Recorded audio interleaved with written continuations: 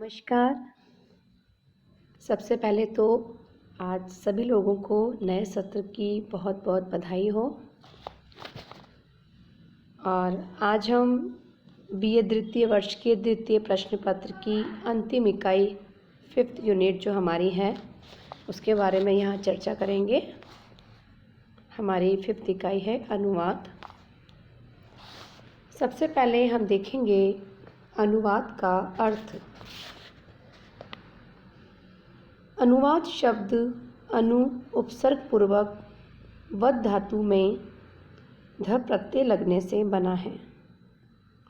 यहाँ अनु शब्द का अर्थ है पीछे, बाद में अथवा पश्चात का, और वद का अर्थ है बोलना या कहना। इस प्रकार अनुवाद का अर्थ हुआ पहले कही हुई बात को बाद में बोलना या कहना। शब्दार्थ चिंतामणि कोश के अनुसार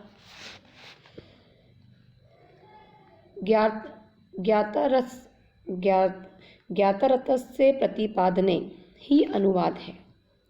तात्पर्य यह है कि ज्ञात अर्थ का प्रतिपादन करना ही अनुवाद कहलाता है।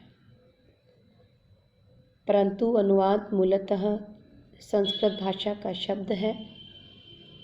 संस्कृत शब्दकोश में इसकी व्याख्या अनुसृत्य उच्यते इति अनुवादः कहकर की गई है, अर्थात किसी के कथन को यथावत यानी कि उसी प्रकार उसी तरीके से दोहराना ही अनुवाद है। अगला टॉपिक है हमारा अनुवाद का स्वरूप। अनुवाद के स्वरूप के विषय में विद्वानों ने भिन्न भिन्न मत प्रस्तुत किए हैं। कुछ विद्वान इसे एक कला के रूप में देखते हैं तो कुछ विज्ञान के रूप में। इसके विपरीत कुछ विद्वानों का मत है कि अनुवाद स्वयं में एक कला भी है और विज्ञान भी है। कुछ विद्वान किसी भी रचना का शब्दकोशीय पर्याय रखने को ही अनुवाद मानते हैं, परंतु यह गलत है। इसके द्वारा अनुवाद के स्वरूप को सीमित कर दिया जाता है। वास्तव में अनुवाद का मूल स्वरूप वह है जिसमें अनुवादक मूल कृति की मूल भावना और उद्देश्य को सुरक्षित रखते हुए उसका दूसरी भाषा में इस प्रकार रूपांतरण कर देता है कि उसकी संप्रेषणीयता में कोई बाधा उत्पन्न नहीं होती।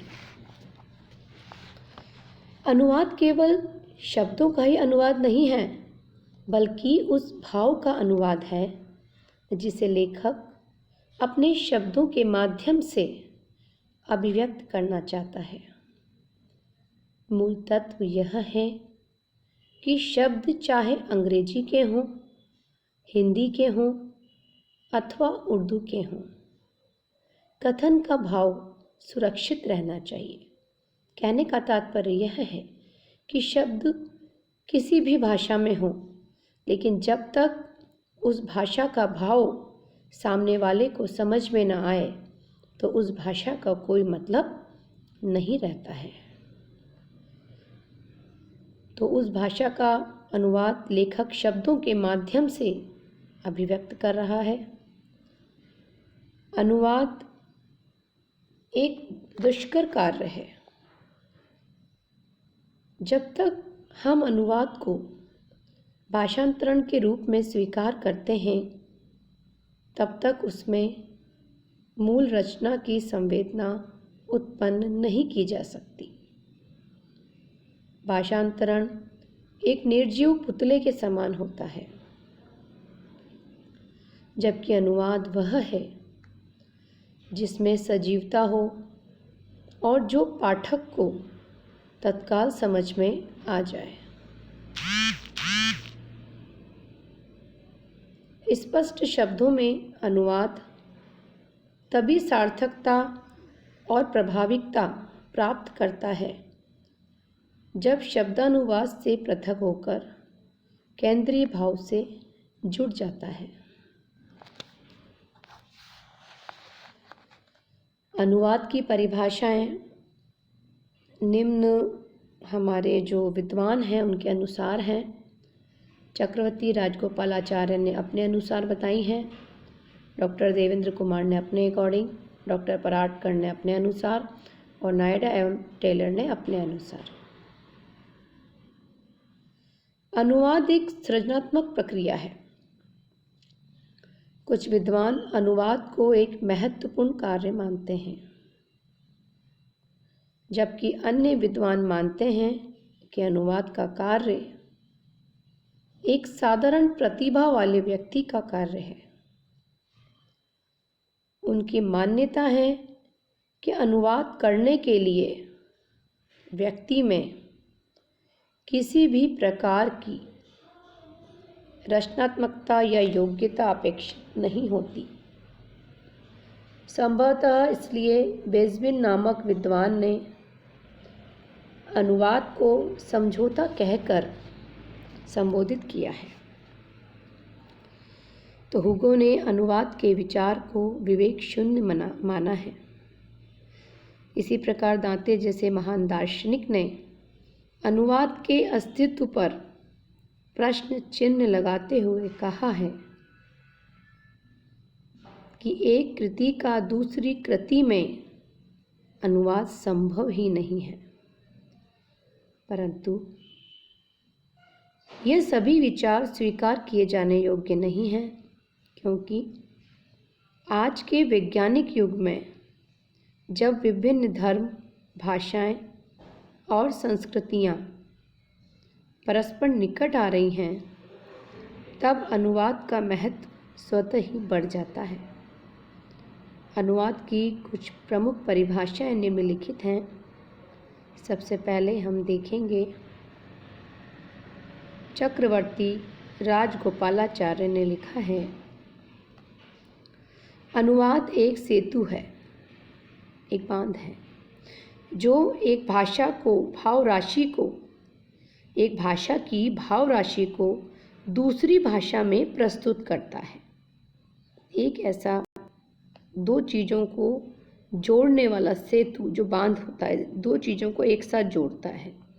जो एक भाषा की भाव राशि, भाई इस भाषा में भाव क्या निकल रहे हैं, उसको दूसरी भाषा में प्रस्तुत करना ही अनुवाद कहलाता है।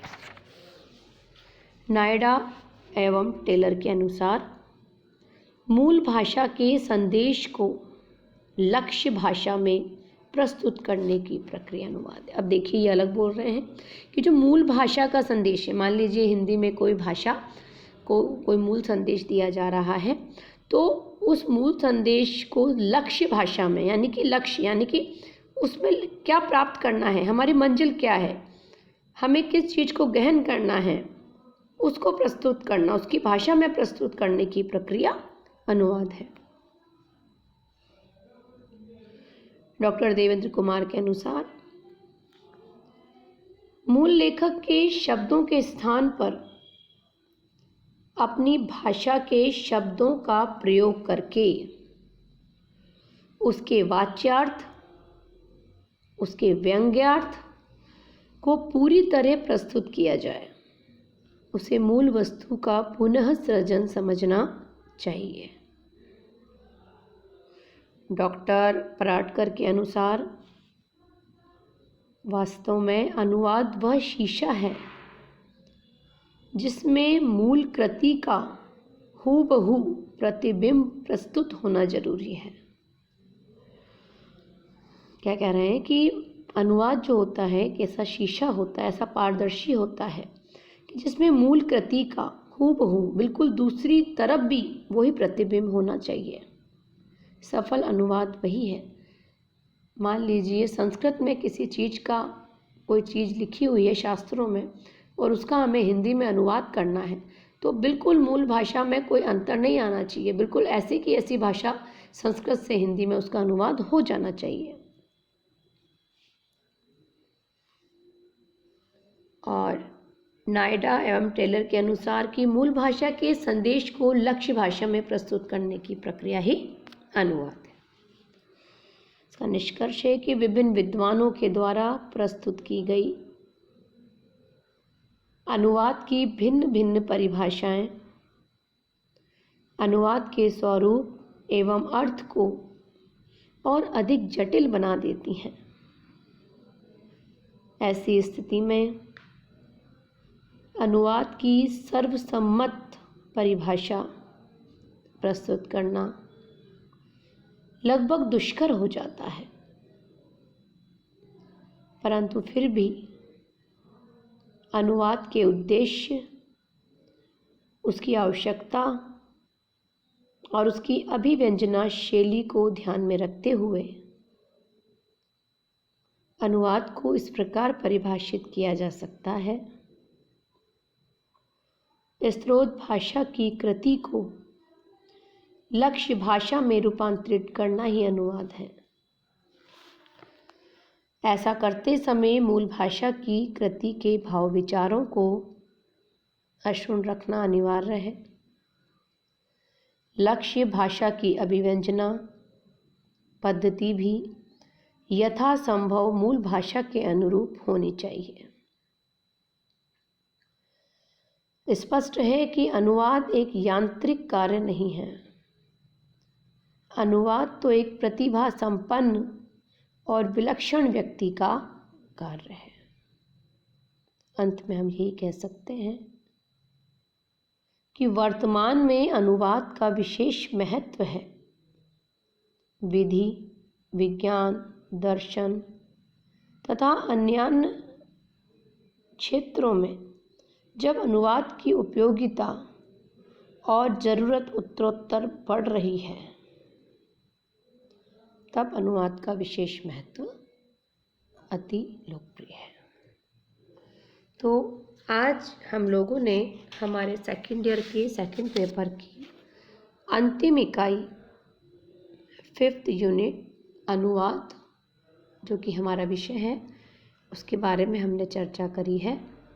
हमने आपको अनुवाद के स्वरूप, उसके अर्थ और उसमें कौन सी विद्वानों ने उसके बारे में क्या कहा है, कई चीज़ों से आपको परिचित कराया है। अगर हम इसमें भाषा विज्ञान के अनुसार भी परिभाषा देखें तो उसमें भी बताया गया है कि बहुत इम्पोर्टेंट जो हमारे हैं डॉक्टर भोलेनाथ तिवारी ने भाषा विज्ञान के अनुसार अनुवाद की जो परिभाषा दी है, ये बहुत ही महत्वपूर्ण है कि भाषा ध्वन्यात्मक प्रतीकों की व्यवस्था है और अनुवाद है। इन्हीं प्रतीकों का प्रतिस्थापन अर्थात एक भाषा के प्रतीकों के स्थान पर दूसरी भाषा के निकटतम समतुल्य और सहज प्रतीकों का प्रयोग। इस प्रकार अनुवाद निकटतम समतुल्य और सहज प्रतीकन या यथासाध्य समानक प्रतीकन प्रक्रिया है। अर्थात यथासाध्य ऐसा होना चाहिए कि स्रोत भाषा के कथ्य में लक्ष्य भाषा के आने पर न तो विस्तार हो, न संकोच या अन्य किसी प्रकार का परिवर्तन। साथ ही स्रोत भाषा में कथ्य और अभिव्यक्ति का जैसा सामंजस्य हो, लक्ष्य भाषा में अनुदित होने पर भी यथासाध्य हो, दोनों का सामंजस्य वैसा ही हो। संक्षेप में अनुवाद कथनतः और कथ्यतः निकटतम सहज प्रतीकन प्रक्रिया है। धन्यवाद।